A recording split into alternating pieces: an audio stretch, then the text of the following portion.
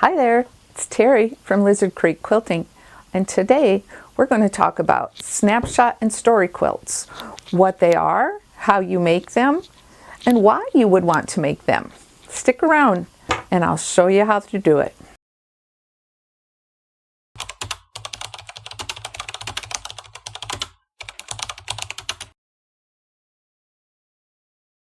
So, you're asking, I'm sure, what is a Snapshot and Story quilt?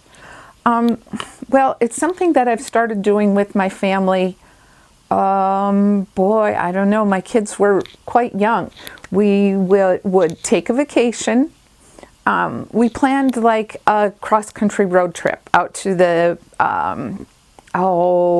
Seattle. We wanted to go out to the West Coast.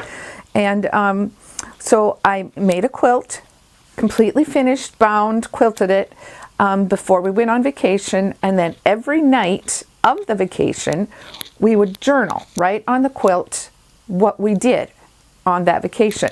This one behind me is one that we took the kids four-wheeling in the Colorado Rockies. So there's this pathway going around here that every night we would write on the quilt, journal right on the quilt what we did for the day.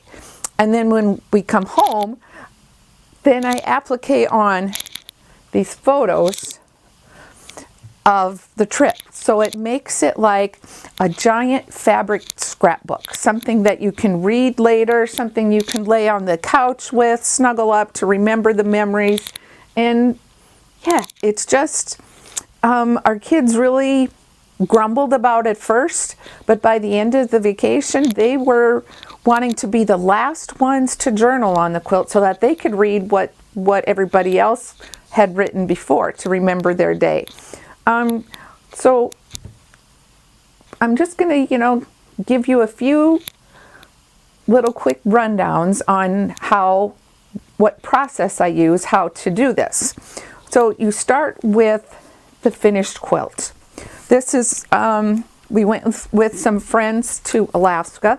So this is the quilt that I gave them to take along. So they journaled every night.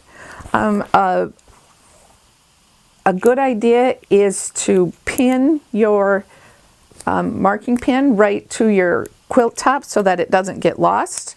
I like to use a micron 0.05 and then just do your journaling. And then when you come home, you're going to import your photos into like either your Word program or I use like a Photoshop Elements. There's a lot of different ways to import your fabrics, your pictures.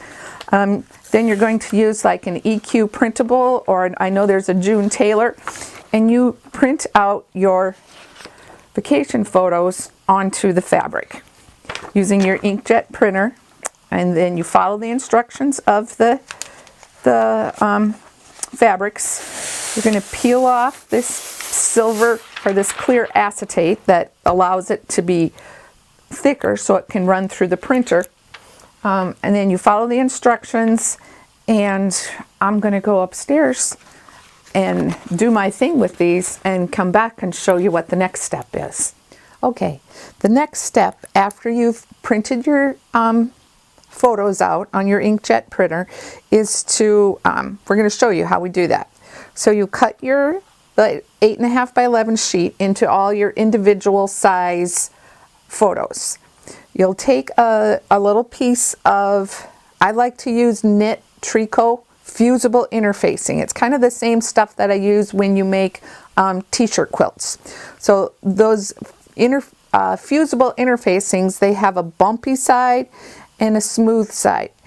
The bumpy side is usually the fusible. So you're going to put the fusible side next to the pretty side of your photo, place them together, and then following the photo, you can see the photo through the back of the fabric. Just stitch right along the edge of the photo. So I've done that in this one. And then you're going to take a scissors, and I use a Karen K. Buckley scissors. It has kind of a serrated edge, and it just really seems to grab the fabric so the fabric doesn't like slip away from you. So then just trim, a generous eighth to a short quarter around your photo. That's what we're doing here. Doesn't have to be super perfect. Okay, you throw your scraps. Then the careful part. Carefully pull those two pieces apart. You're going to want your fabric photo on one side and your interfacing puffy out the other way. And you make a careful little snip in the interfacing. Only the interfacing, not the photo. And then just cut another slit so you have a hole in your interfacing. And then you're going to turn that inside out through that hole that you just cut in the back of your interfacing. And yeah, these corners can be kind of fiddly. Someone told me once how to, you fold one edge and then you fold the opposite corner seam allowance. You fold those right next to each other so you get kind of a little nice 90-degree corner. Kind of tug it, carefully pull it, and then you're going to use like a bodkin of any sort and carefully poke those little corners out. Now, my corners aren't always square. Sometimes they're kind of lumpy, a little bit bumpy, but that's not going to matter in the big scheme of things, because your idea for this is to remember the event. You know, and your corners are going to get covered by stitching in your next step. Okay, so once we have them turned inside out, place them picture side up, fusible side down on an applique pressing sheet. This is, you know, one of those slicky applique pressing sheets, because you want that fusible to still work. And then you're going to take an iron and just press that little square flat. You can kind of manipulate your edges a little bit so that the interfacing isn't showing. You don't want that white interfacing popping out around the front of your photo. Okay? And that's all there is to it. And there you have your finished little square. And I say little because these were small. These were 2.5-inch finished size, and I've done smaller, but this is small, and it's a little bit fiddly to work with. But this is what we needed to be able to fit on this quilt. Okay, so we'll put this away. Oh no, I need this yet. Sorry, we need that yet. Bring that back up. Okay, we can move this. Then the next step would be to take your quilt top that you have that just has all the journaling on it, and we're going to decide where we want our photos to be. So, you know, here's where you can play with, you know, your own imagination.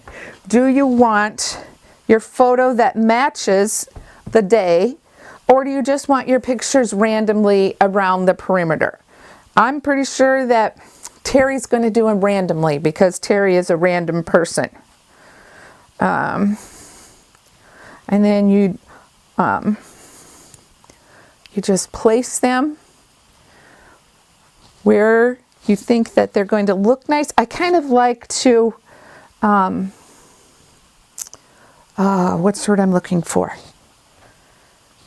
Spread around. Here, we need to take this pin off. There we go. I like to space pictures of people and pictures of scenery, you know, because sometimes there's different colors in the scenery compared to the picture, or what's the word I'm looking for? Pictures with people in them. That's what I'm looking for. People photos. Scenery photos and people photos, you know, they just kind of look different on a quilt top. So, oh, we have a couple extra. That was my extra one. Okay, put that one there. And I think that one was 2. Okay. Do I have that one? Yep, down there. This one. Okay. Okay, then I kind of like to space them so they look like they're making sense. Now I know that isn't a real particular answer, and you could totally take a ruler and measure these out, but if they're just kind of evenly spaced in here, okay, see I have a little bit smaller, or the longer one up top here. They're evenly spaced on there.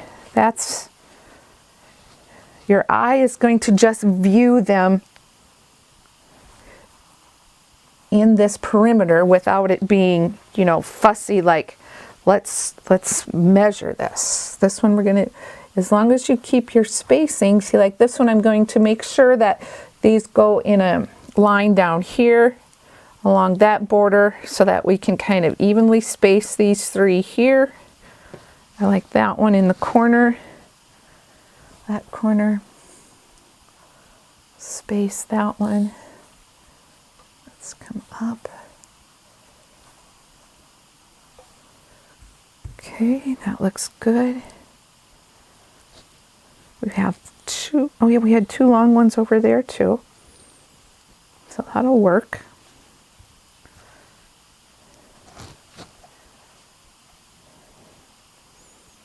Okay, then now is when that fusible interfacing comes in so handy. You're just going to take your iron again, and I have it on high. I'm not sure what use the setting that the interfacing tells you to, and just press that